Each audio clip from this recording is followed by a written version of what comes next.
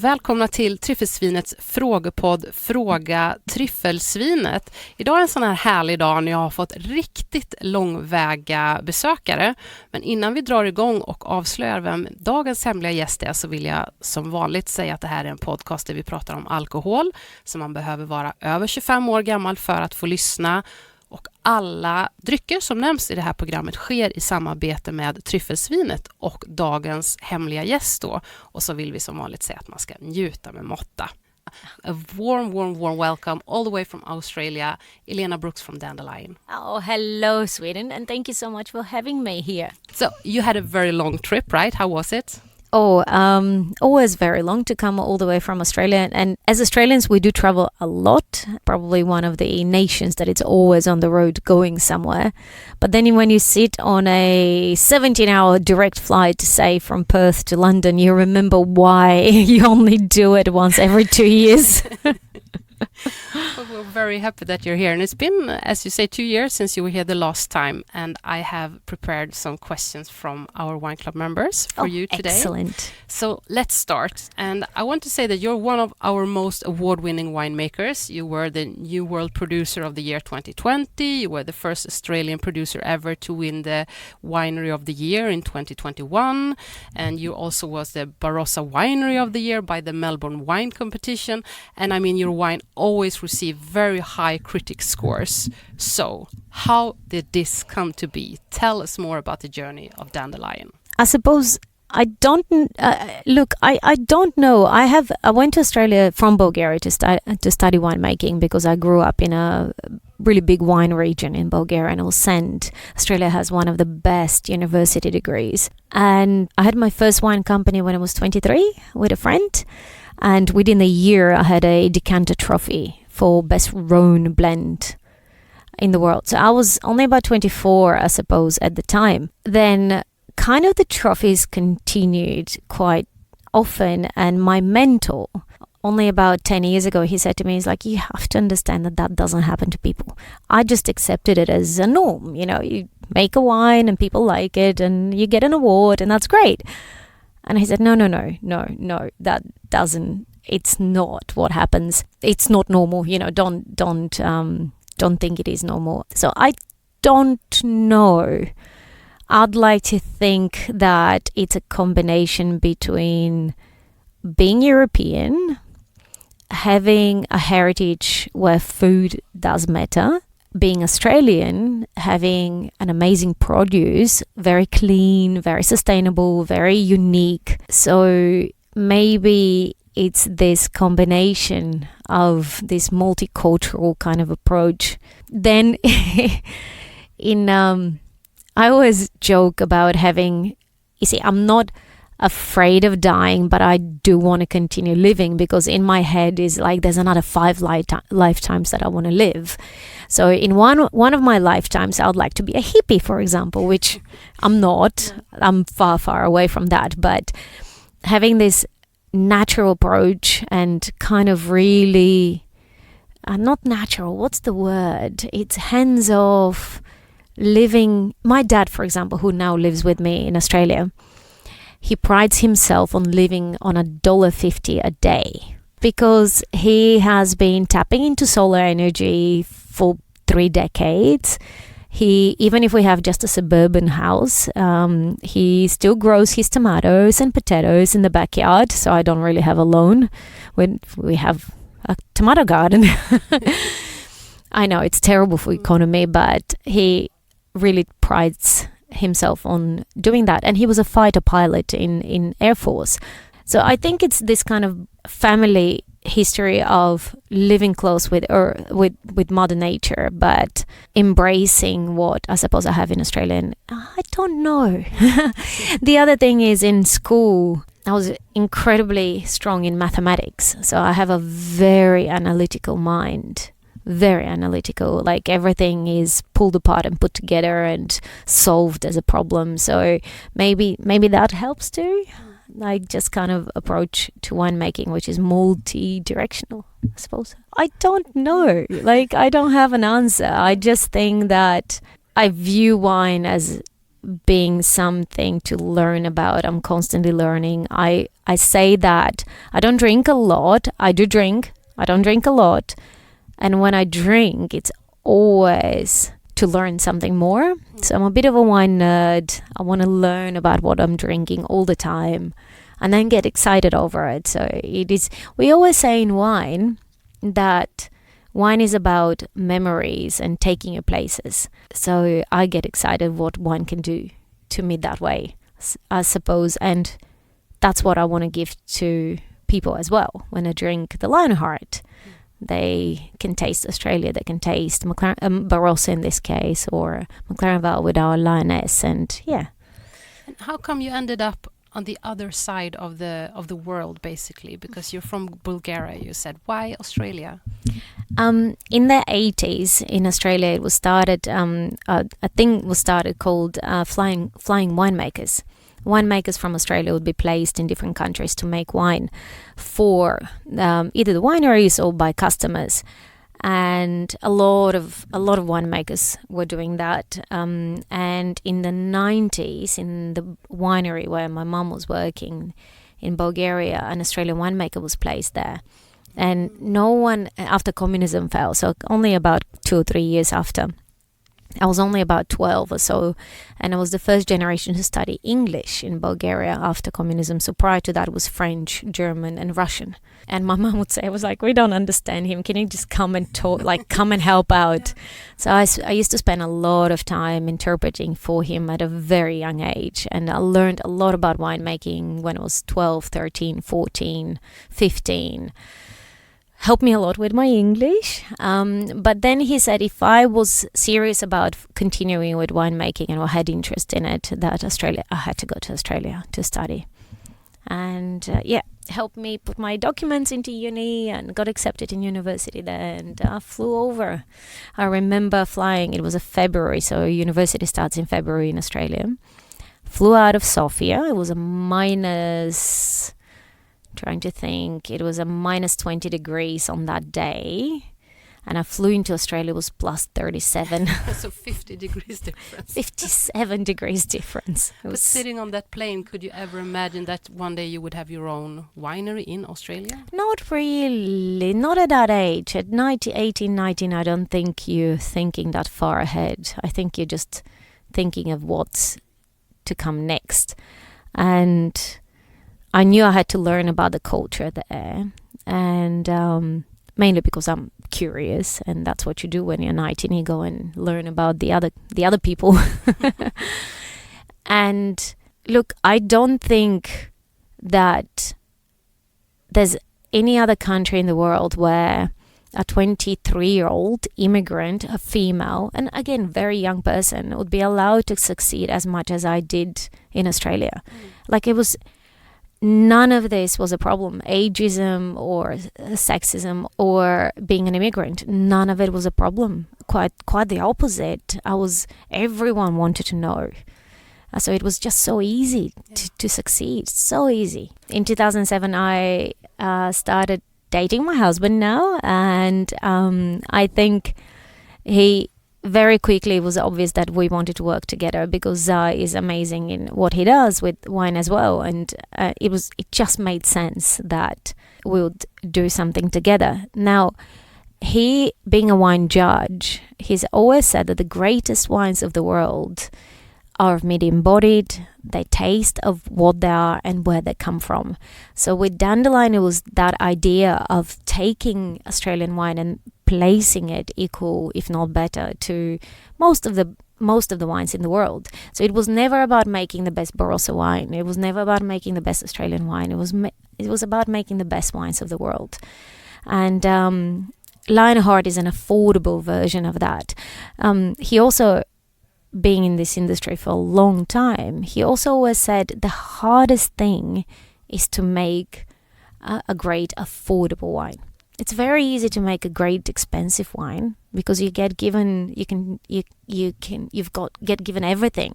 You can build as much as you want because you get the money for it. But it's much harder to make an affordable great wine. as such, because you're so much more limited. You have the fruit to work with, and then just many other things. But I like the Lionheart so much. It's a wine that surprises me with every glass I taste. Like, for example, because it captures the variety, the region. It captures everything that it stands for, yet it's such a beautiful wine to drink. So it always surprises me. And I'm happy that you're mentioning just the Lionheart, because that obviously is the wine that has made you so well loved here in Sweden, because you can find it basically in all parts of Sweden on the shelf at the Systembolaget. If anyone's listening and have not tried it, you can find it at article number 2129, 2129. But you talked a bit about the wine, but can you tell us even more? How is that wine made? Well, first of all the names in Dandelion are almost like fairy tale, because I'll tap into that first because I think it leads into the wine. Like the first wine we ever named was our Riesling from Eden Valley. It was one of the conditions of starting Dandelion Vineyards. We started with a grape grower from the Barossa that my husband Azar was working with. And it started with a time with the global financial crisis. So 2007, 2008 were very difficult years. So no one starts a company at this time. I mean, only the stupid do. And our grape grower at the time, there was a wine glut. There were too many grapes. And he said, well, I've got these great vineyards with nowhere to go. So we went like, great, we can tap into some of the great vineyards of the Barossa. He helped us start Dandelion Vineyards by supplying that, and then my husband and I took very small wages as such. So that was our contribution to the company. And one of the vineyards that he was part of this deal was a vineyard planted in 1912. Wow. Beautiful old vines. At the time, Henschkes were getting the fruit, and it has Riesling and Shiraz on it. And the Riesling was February, ready to be picked, March, maybe beginning of March, ready to be picked, and it has the most amazing, was the original clones cuttings that the Germans brought into Eden Valley. So as you walk through the vineyard, you taste the berries and they just explode full of flavor, and the ground is covered of quartz, so it's sparkly like diamonds on the ground. So suddenly I'm crying, thinking this is like a wonderland. It's just so beautiful. It's the most beautiful vineyard, and tasting. So it was the first name that we gave to a wine, which was the Wonderland. The other wine that we called the second wine was the Lionheart, and that was the Shiraz named after that grape grower, who. Yeah, so he's the Lionheart. If you read the back label, we talk about him. And he's a very long generation Barossan. And one of these people that if anyone in the region had a problem, they went to him and said, hey, listen, I can't do this, or I'm having trouble with this. And he'd always come up with a solution for them. To the point, I mean, they were crazy solutions sometimes, but he was truly a Lionheart. He was a champion of the region. He was a man of the people. He's passed away now, but we had to name the wine after him. And that's the beauty of having a great old-time Barossan being part of the company when we started, is that I had access to some amazing fruit at such a young age, and it was wonderful, yes. And even to this day, some of the old vineyards are still going into the Lionheart. Even as we've grown up, we still have kept some of those vines. Mainly from the center of the Barossa, so Tananda village, if anyone knows it and travels, so Seppeltsfield Road. Beautiful, like the heart of Barossa, really. Yeah, it is. I'm a great believer describing the wine with one word, but it's really personal when it comes to it. But that wine is truly the Lionheart. How many different wines do you make? Oh, with Dandelion, about 26. Wow. In total, because I also make Sisters Run, I make heirloom vineyards. We have a vineyard in Spain as well, Cieni Pico with Bobal. So all in total, probably about 60. How is that even possible to manage? It's well, when people get bored, some people, I don't know, they might go and get a hobby or something. I just make another wine. It's as I said, a bit of a wine nerd. So if there's something that we believe in, for example, I absolutely love Touriga, and inspiration was definitely Portuguese Tourigas, and in Australia they weren't being made properly or the right way, and so we started making Touriga, only about 1,000 bottles, so not a lot, and it got so out of hand that we end up planting 5 acres. Okay. So yes, wine is definitely an obsession. But you do have a new winery now, right? So you have the space. Yes. So we've always had our barrels and our tanks, and over the years, it maybe people, I don't know what people buy in general, but I buy tanks. I get excited. Like, for example, a 4,000 liter tank would be about $6,000-$7,000. So I'm not sure. Maybe people go on holidays. I just see a beautiful tank and I buy it. Yeah, it's crazy. But over the years, we had collected ours. We just didn't have the 4 walls, as they call it. And recently we bought the 4 walls and to collect everything together, which just made it so much nicer, I suppose. Just to explain that though, because it might not sound quite right, but in Australia, a lot of the small producers, we share facilities. So it's like a cooperative, but not quite, because everyone has their ownership and you just share. Like in one tasting room, you might have 3 or 4 producers together, and it's really lovely because we can bounce off ideas, we can taste each other's wines, we can help out each other as well if someone needs something. So it's a cooperative, as in because we cooperate together. It's a very different way, and it's absolutely wonderful. But that also means that you don't have the freedom either to do everything when you want to do it. So you're a little bit limited on that. So it was only a year ago as such we got that freedom. Yeah. Amazing. And where is the new winery situated exactly? McLaren Vale. It's where we live. And best of all, 9 minutes away from my house. Amazing. Can you imagine 9 minutes to work? McLaren Vale, out of all the other wine regions in Australia, it's 35 kilometers south from Adelaide, so pretty much a suburb. We're a suburb of Adelaide. And it's the most Mediterranean out of all of them. A lot of Italians live there as well. So there's a lot of almonds, a lot of figs, a lot of food-based, amazing restaurants. It's on the beach as well as a wine region. Vineyards literally go right to the cliffs above the water. It is an amazing, when it comes to lifestyle, work, kind of, what is it called? Combination. Balance, yes. When it comes to that, you really have it in McLaren Vale because it's so close. Barossa is about 2 hours north. So about an hour and a half from Adelaide. We're half an hour from south from Adelaide. So it's same really. And we bring in the grapes down to McLaren Vale to make the wine. And what would you say are, because you've been making wine now in Australia for, is it 20 years, more than 20 years? What are the 25? What are the biggest changes that you've seen?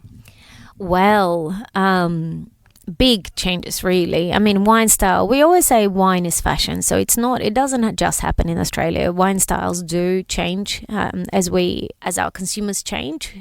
We change as well. It's not often that you'd see wineries making exactly the same wine that have been doing 20 or 30 years ago. That is just natural that we change. So that is big change in Australia, is that wine style. This year, for the first year in decades, we've produced more white wine than red, which is really big. Yes, for about 2 or 3 decades. It's the first time that we've done that. What else? We have definitely moved more towards medium-bodied reds as well, that fresher whites that have won us so much accolades around the world.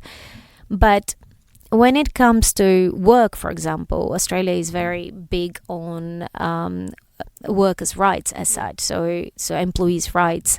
So now Australia is also the most expensive place in the world to make wine. It's not, and consistently we're also the best producers of wine too, which is amazing, because if you think about the price of the Lionheart to what it would cost to produce compared to America or even Italy, it is an amazing value for money. Absolutely amazing.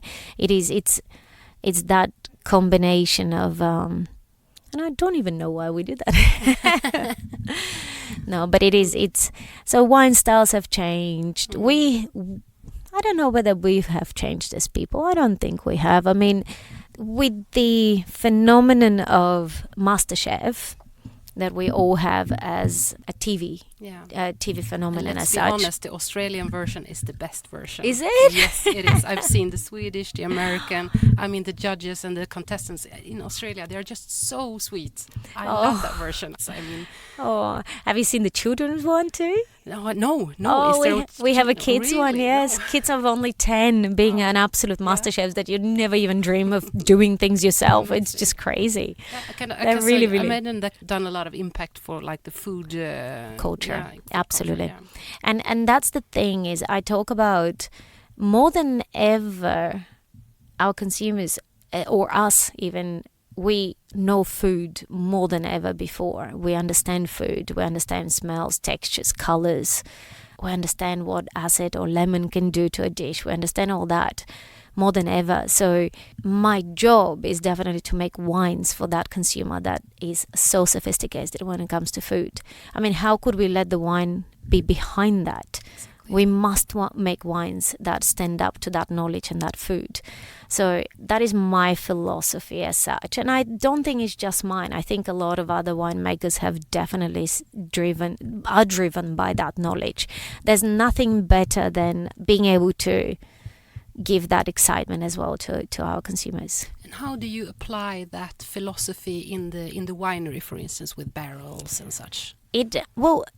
Think about what a chef would do or how they see ingredient. When you have the best ingredient, you don't overcook it, you don't overcomplicate it in the kitchen. Like my husband uses abalone as an example because with our Eden Valley Riesling, the Wonderland that I was talking about before, when you have the purest of fruit, the most exciting, the most kind of exploding a flavor and a signature of where it comes from, you don't overcook it, you don't put it in barrels, you don't age it on lees, you don't do any of it. You make it as pure as possible and you put it in bottle, and that captures all the excitement.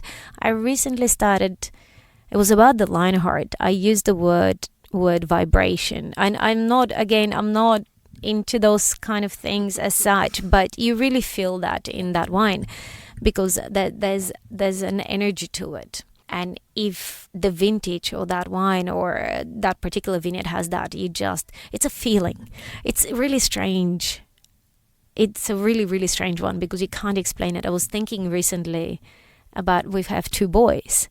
And I thought, well, what if one of them wants to be a winemaker? How do I explain this to him? It's so hard because it's a feeling. Exactly. You just have to let them find that, or be aware that it's there. Like the one thing I say to people, don't ever let people tell you what you should like. Quite often we're told, oh, well, you have to like this because it's expensive or because it comes from this producer or from this vineyard, or yes, the signatures of some of those wines, definitely, but don't allow people to tell you what you should like. Like find the wines you like. And once you find the wines you like, you'd get the buzz and the excitement about wine. And one thing I really enjoy so much about your wine is that they have such a great aging potential. Would you agree?